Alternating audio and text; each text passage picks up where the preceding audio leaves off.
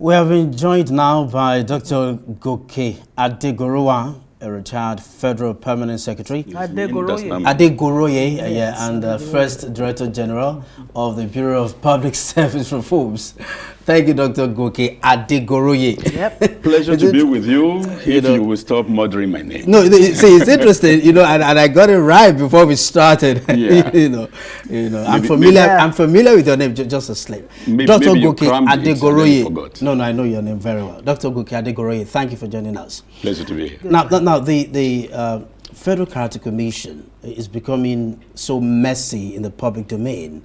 Speak to us about the original aims and objectives of the commission.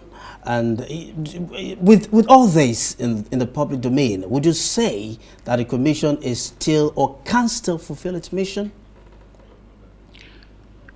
Any agency or body of government set up with clear-cut mandate will be expected to fulfill their mission. Right. And this one will certainly fulfill its mission too. It's just that what you have right now is crisis of human relations.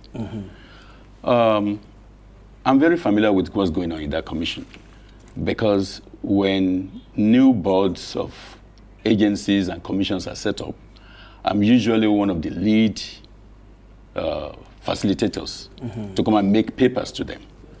And this particular set of commission, I was with them in May 2001 to present paper on guides to administrative procedure. Even at that time, I already knew that there was already some underground, problems. Fire was already on the mountain.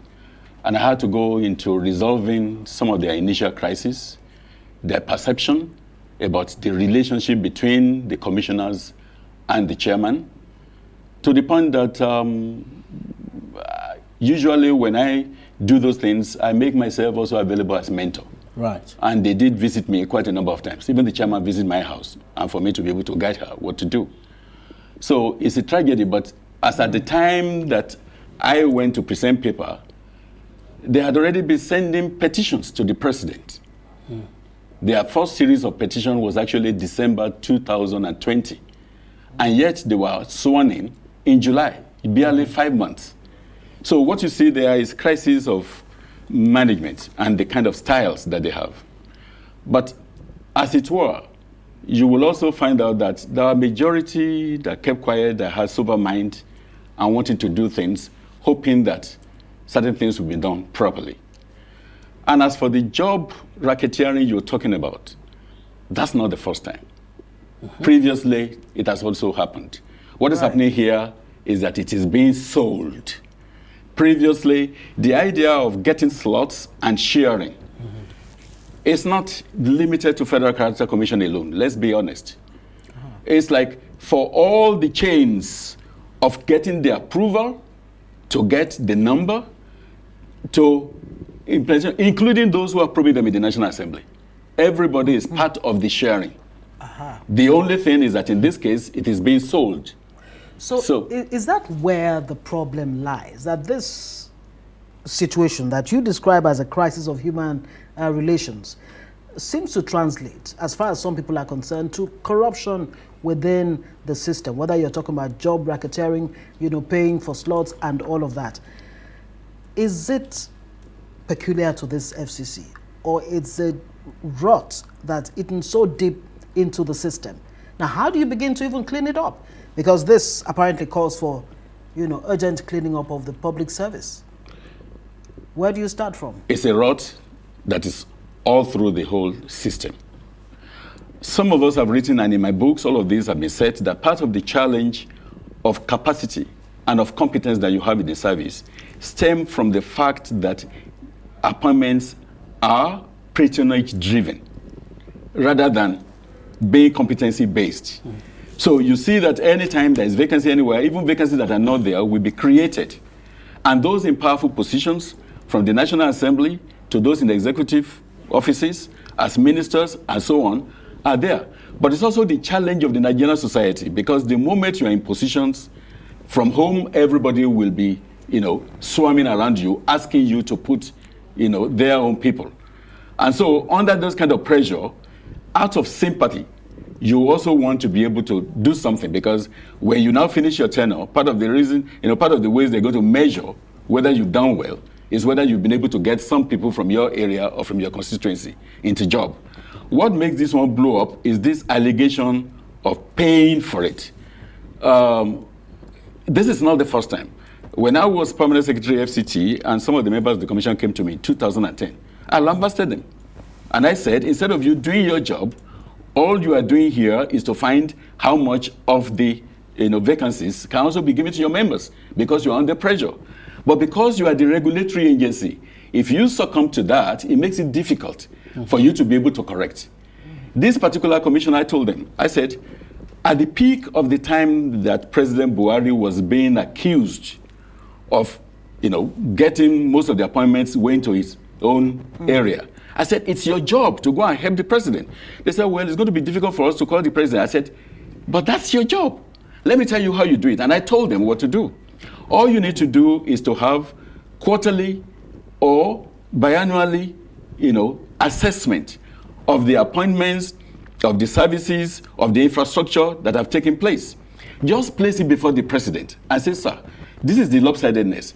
In one chapter in my book, I did it during Jonathan administration, to show that the way Jonathan was, marginalizing Southwest and Northwest was going to make the two gang up together to take power from him.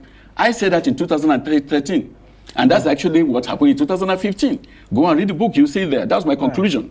Because the most marginalized zones at that time were those two zones, and the favorable zones were Southeast and South-South. So in the same way, so I told this, but I said, you are not criticizing government. It's for you to present the data. The data will speak to itself, and because when you are making appointments one at a time, you may not really know that you're already harvesting everything to your side. But when you present the data, when we were with the Secretary to Government, between 1999 and 2004, I was the head think tank to the Secretary to Government of the Federation. And part of my job was to have a template of these things to be able to show these are the vacancies that are going to occur in the next 1 year. This is the law. These are the numbers you're going to have. And the challenge with Character Commission is the fact that that is a commission that has representatives from every state of the Federation. Right. So you have 37 people, each of them thinking that they are like ministers, and they want to wield power. And the power is not there. There is no contract to award. So the only thing that they have is this kind of favors. And the favors, they are not also now being transparent about it. So these are some of the challenges. Dr. Adegoroye, the public service reforms of 1999 to 2007, one would think that that should have taken care of some of these loopholes. How would you recommend an efficient and effective public service reform in Nigeria? Reform is not a one-shot injection. Right. It's a continuous way of improving things. I mean, when I listen to these people, I feel sad, because one of the things that I achieved as Director General of the Bureau of Public Service Reform is what they're using. The IPPIS, Integrated Payroll and Performance Information System. It was under me that it was installed in 2006. When we did it, it was saving government money and so on. And the service provider at that time was System Specs, a company of high integrity. But as soon as we left and we got approval that it should be extended service-wide, the people who were there then got some other, company. And the company started, from, the beginning. Yeah. And then people who are not in government were now, getting themselves in. You look at this case. If you are the head of service of the Federation, it will tell you, this is the eyepiece officer in Character Commission. The eyepiece officers in all the commissions too are also doing the same thing. Wow. We found out, in fact, at that time, I think I was in I remember my friend's wife, Goke, she was Director General of National Council of Arts and Culture, and was telling me after I left service that she found like about 200 people who had already got their way into eyepiece and were not actually regularly employed. So the point I'm saying here is this: a technology that was installed to do something, because the people who are operating do not have integrity, okay, then it is penetrated. And that is why everywhere I'm talking, whether to government or whatever, I keep on hammering on integrity. Because if you can have people of integrity in key positions, it will translate to a moral right to be able to weigh down on those who are below them. So in other words, the fault is not in our stars, but in ourselves. That's what you're saying. But how more salient is the points that you've raised now that we have, I mean, the president has put up ministerial nominees. Some have raised eyebrows as to, whether these people are being appointed simply because they have the capacity and what have you to deliver on the job, or is it time to, pay the boys? That kind of thing. How best do you think this president can avoid similar pitfalls? And of course, down the line with other agencies, MDAs and what have you, especially at a time when, you have this kind of issues being raised? Pretty easy. The government has made, or the President Bola Ahmed Tinubu, has made his own decision to appoint people to represent political interest and all kind of diverse interest. And it's a very beautiful combination that you can see. What we need to do, the only thing that is left for the president is to go to the bureaucracy. If he can just get it right, get people who are credible to be in the key positions of the bureaucracy, then everything will fall into place.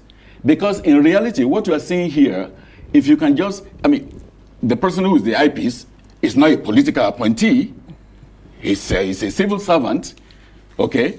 But then, some of the challenges you find is that there are people who are bad in the system, but the systems, the processes of the system does not even highlight them enough to be able to get them punished and disciplined and taken out of the system. The Nigerian public service is one where you begin to wonder how we can actually tolerate a lot of bad eggs that continue to parade the service. And as I wrote in one of my books, I said camels of questionable integrity can literally walk through the integrity needle of the public service of Nigeria. So until we're able to focus on those things and ensure that you bring them out, you will continue to have systems like this. What are these people called? What are they collecting? You and I were talking before it, and agencies where they're even collecting dollars to be able to get it. Then you don't wonder how much are they going to? How much are they really going to pay them? When are they going to get this back? But when you look at it too, and you also hear the things that are also happening, that to become director, to become DG, to become permanent secretaries, you also pay some people. You then begin to wonder. So all the president has to do, that now that these are getting ready, is to now go focus on the service. Thank you. And the instrument to use is actually there for him to use. Thank you very much. The tenure policy has just been revived. And that is one instrument that he can use. And everything will fall into place. People who are credible, of impeccable integrity, and then it will cascade down the ladder. Where do you find persons of integrity? Very quickly before we go, speaking of which, you said earlier on the issue of the Federal Character Commission, Muhiba Dankaka issue, that it's just a crisis of human relations. But one of the objections that they have, those raising issues against her, are saying, look, she lacks cognate experience, she lacks the temperament, leadership skills, to manage such an important commission. Do you think she's just been victimized, giving a dog a bad name just to hang it? Or I'm what? not here to defend the lady. Right. As I told you, I said I knew a little bit of the background. The problem started from the time that she was appointed, because some people felt we need to maintain the regional balance of Nigeria. She's from Kwara State, okay? So, but that's supposed to be north. And the secretary is from Taraba, also in the north. The way it's been done before, from the time of Waziri Fika, Dr. Adamu Fika, the former head of service, very highly reputed man, is that you have in the north and then you have the south to be the secretary.